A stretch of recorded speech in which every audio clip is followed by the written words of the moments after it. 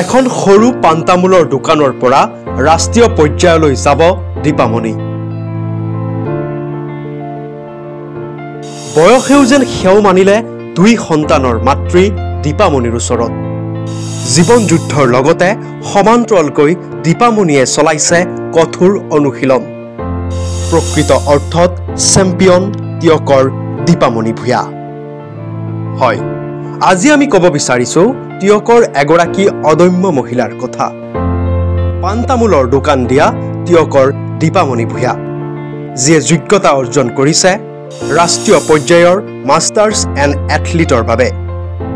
দুটা সন্তানৰ মাতৃ হৈও 40 বছৰীয়া দীপামণিৰ সাহস প্ৰশংসনীয়। পাণ তামোলৰ দোকান দি জীৱিকা অৰ্জন কৰা দীপামণিয়ে সকলোৰে দৃষ্টি আকৰ্ষণ কৰাৰ লগতে বহুতৰ বাবে দীপামণি ভূঞা হৈ পৰিছে অনুপ্ৰেৰণাৰ উৎস। নিউজ ডেস্ক ৰিপৰ্ট, সচ দ্য ৰিয়েলিটি।